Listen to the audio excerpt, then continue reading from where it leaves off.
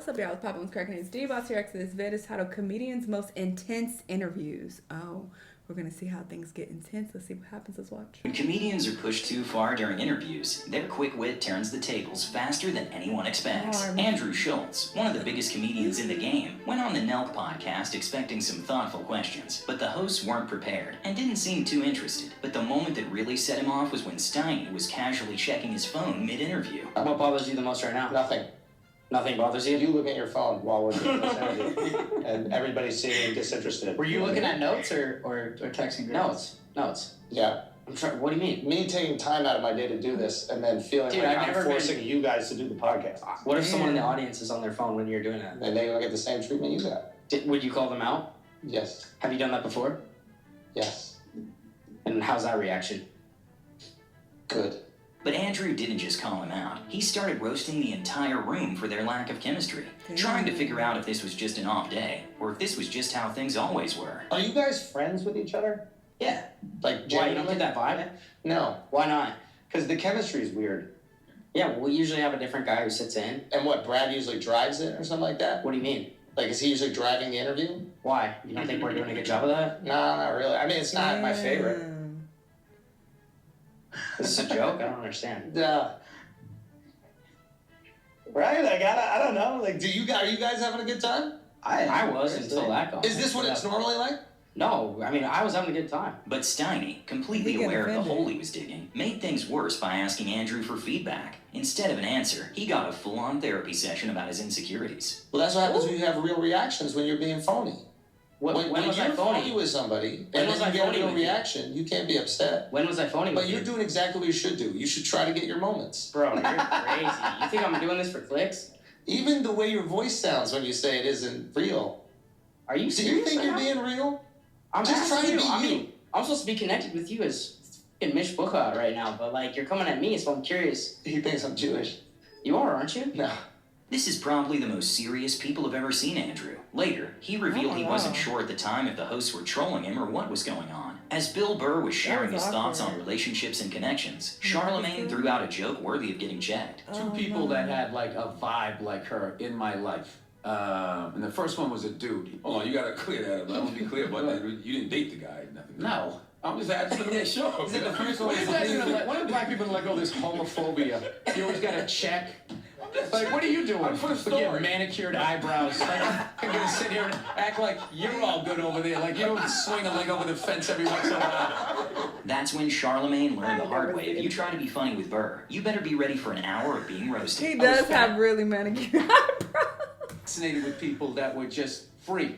So that's what I meant. Got you. Okay? We gonna go back to sucking for a show again? This guy's a one-trick pony over here. The interview then turned into 50% podcast, 50% comedy special. Russell Brand put on a master class in making someone look stupid when they try to embarrass you. It all started when some TV hosts kept rudely referring to him in the third person, as if he wasn't sitting right there. And they also made zero effort to understand his British accent, despite, being native English speakers themselves. When I see him in person, it's totally fine. I'm in the car and everyone's laughing in the audience of the radio. I'm like, I have no idea what he's saying. It's best you focus on your driving, but I think it's probably for the best. I think this is my first brand experience. Yeah. I think it's not listening to him, it's experience. It's just sort of taking it all in. You're talking about me as if I'm not here and as if I'm an extraterrestrial. Taking it all in. We're no dummy. We're just sort of admiring the whole, it's the whole thing, isn't it? Well, thank you for your casual objectification. It's an experience. I'm glad that it is positive for you. It's very positive. The host's face said it all. They were not used to being called out on their nonsense. But instead of backing off, they somehow made things worse by getting Russell's name completely wrong. What seems to be the trouble, love? No, I'm good. Well, now we're going to do a bit of therapy. Would you do therapy with Willie Brandt? With who? Willie Brandt. Would you do therapy with him? I don't, because that's where he's heading. Okay. I'm all right. Yeah. You shouldn't say he when a person is present. You should refer to the person by their name. That's basic good manners. That is where Willie is heading. Who is Willie? I don't know. Okay, Russell Brand. Is this what you all do for a living? Yes. Okay, well, I'm here to... Okay, well, let me help you. I'm here to promote a tour called Messiah Complex. It's here for the people... This interview was very impressive, as most people would just power through. But Russell took full control of the moment and flipped the dynamic. Okay, things didn't get intense here, but an out-of-pocket question led to one of the best interview moments ever. That's my goal. That's my goal for 2018. 19. 16 years. How long you been faithful?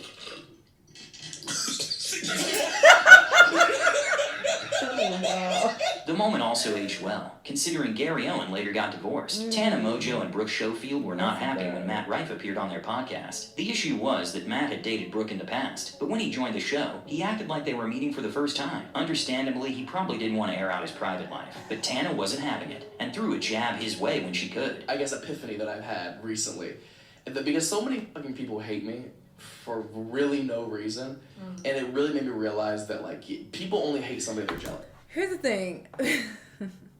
I know their situation. I would be very curious to know how long they dated, because I do know that some people, usually, unfortunately, women are the offenders of this. They will think that they're dating somebody when they're not. Did y'all fuck and then talk for a bit and then that was it? And you're like, oh yeah, I dated him. Maybe he's such a hoe he don't remember. Is that possible? I'm just throwing that out there. Or maybe he was just being shady. I'm not sure, but I need more information about this. Trying to wrap my head around. Do you think people who hate Osama bin Laden are jealous of him? Yeah, of course. After that, Matt didn't return for his next press tour. While promoting his comedy special, Bill Burr sat through a lot of interviews, but one with Howie Mandel might have made him rethink doing press altogether. Things got intense just 10 minutes in, when Howie brought up Bill's family, a topic he never talks about. Get ready, because you got a daughter, too. Wait till she's a teenager. Wait till the hell. Everybody who fails as a father says that to me. But then Howie took things to another level, ambushing Bill with a supposed half-brother he'd never met. For context, musician Billy Corgan once revealed that his stepmother told him Bill Burr was his actual brother. It'd be great to bring a family together. Well, he didn't tell you. He told me you were totally cool with me coming. That's what he does. That's what he does. I thought it was so then, like, can this be like edited out, or no? I can go. I mean, you told me Bill was. All right. No, I'll do it. Like. Did you ever think the fact that I never told that story, that, you know, maybe you shouldn't? I just thought, well, whatever, you know, it's not that I don't like him, it reminds me of all of that shit. The reunion was painfully awkward, but most people assumed it was just a skit, until Billy later confirmed the story was real on Joe Rogan, and Bill in another interview made it clear he was not amused. People want to know, were you really pissed? Listen, I don't like talk about your stuff? Yeah, I don't. And so, like, Howie did what he did. People are weird. I don't like talking much about my family either. Even though I have, you know, I will throw a little bit out there here and there, but I don't get into detail, and I don't show my family like that either, because people can get weird, and I feel like family is such a touchy, personal topic, and although I might share some funny anecdotes with you guys, I'm not going into like super deep detail. Although I did recently say something about a situation with my sister, and I probably shouldn't have. It's a half sister that I have. And I won't do that again. But anyway, I try not to do that because it is a touchy subject, especially when you put a face to it and a name and you know the person. Like, I feel like that can get a bit awkward. But, you know, when I have told stories, I'm not like telling y'all the names of these people. You don't see what they look like. You don't know anything about them. So I do feel like that's a bit different. But to bring his brother on there, show his face, and like, we know the story, like, that's a bit much. Sometimes playful manner takes a turn for the personal. Toward the end of this radio interview, Wanda Smith, still salty from getting roasted, took one last jab at Katt Williams. And if there's one thing you don't do, it's throw shade at Katt and expect him to let it slide. All right, it's the People Station 303. Your hair is kind of... Oh, I heard that she died. Am I making that up? I hope I'm not. Because I'll be killing people off when they're still alive. So my bad if she didn't die. But I think I saw something, a headline or something not too long ago, that she passed away. I don't know how true that is, but I don't know. My hair is 19 inches long and I have no perm. You don't? Oops. Oh, that's not a perm. No, it is not. Nice lady. That's Come run one of your gnarled fingers. Come on. She should have got on this hairline, child. She wasn't quick with it. Because I would have roasted the fuck out of how far back his hairline is. No. That's not how that works. Oh, okay. Well, then stay over there. Don't worry. Ain't nobody putting their hands through yours. I was like, put that hat back on, brother. Only one of our hands moving while we talk. Are you all right? I don't know why anyone would willingly go after Katt Williams, as the man is cold-blooded. And of course, he wasn't done. Don't want me to take off them headphones and that wig. I reckon this whole interview. If you can't get your blood pressure down, you can't call me that. If your cholesterol is 600. Whatever, little mama. I'm little mama's baby daddy. No, you little mama. Yes, ma'am. And what are you, girl? You probably shouldn't talk about sizes. No, that's okay. You big on the radio. That's right. And you're big Turn it down. And you're yes, big in ma'am. prison. I've never been to prison. You have 19 felonies, no convictions. Yeah, Knock it off. No. Calm Only down. one of us has $12 worth of jewelry on. No, $12. While she started it, he definitely finished it, delivering at least 10 blows in under a minute. Yeah, but she the should've person who started really that. didn't That was enjoy on this her. interview, Wanda's husband, who later pulled a gun on Katt outside Atlanta's Comedy Theater. Sometimes it's not the guest, but your own co-host that brings the tension. The Fighter and the Kid podcast has been running for years, racking up over 2,000 videos. Now, what they do and with when you Theo? spend that What much is time Theo? together, you're bound to have some blow-ups. Their most heated moments started when the topic of fighting came up. Brendan Schaub, a former UFC fighter, took it personally. In a way, the times I've been in fights, I wanted to kill the guy. I wasn't just going to punch him. I had deep hatred, and in that moment I was trying.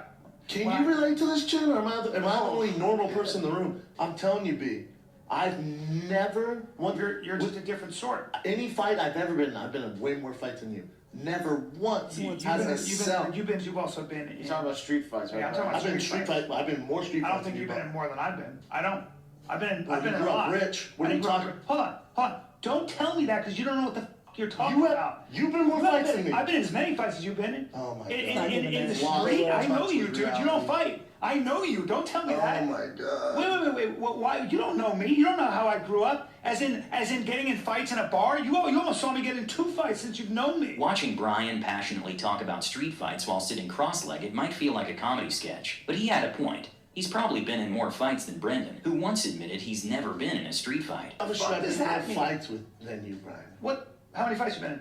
I couldn't even count.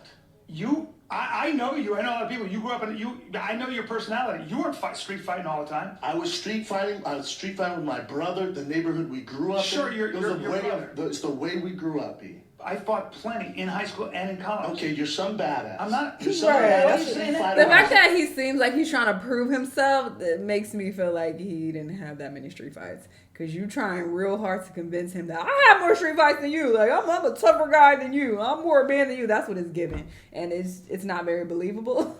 Obviously, I don't know this man, and he may very well be telling the truth, but it's just not giving that. I'm a badass. Why are you doing that? You're being insulting. I'm not being insulting. I just called you badass. No, you're not. You're being condescending. What you're saying? How? You're going, oh, you grew up rich. Because you're trying to act like a badass. You don't know me. But then the boiling point came, when Brendan just straight up called Brian out for making up stories. You make up a lot of stories. I make up a lot of stories? So I'm a liar. Yeah! I'm a liar? Are you shitting me? Tell me a story I've made up. A real story. First of all, be careful now how you speak. B, you're telling me you don't exaggerate stories. I do not lie. I never lie. You never lie.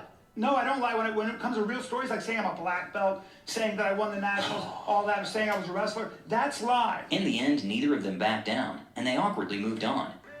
Ooh, awkward. Okay, I thought they were going to come for Theo because he showed a clip of Theo being there. So I thought they were about to be awkward with him, but no, it's with each other. This was very, very interesting. Definitely had some intense, awkward moments for sure. I enjoyed this. Y'all let me know what y'all think. Let me know what other videos you want to watch, and I'll see you on the next time. Bye.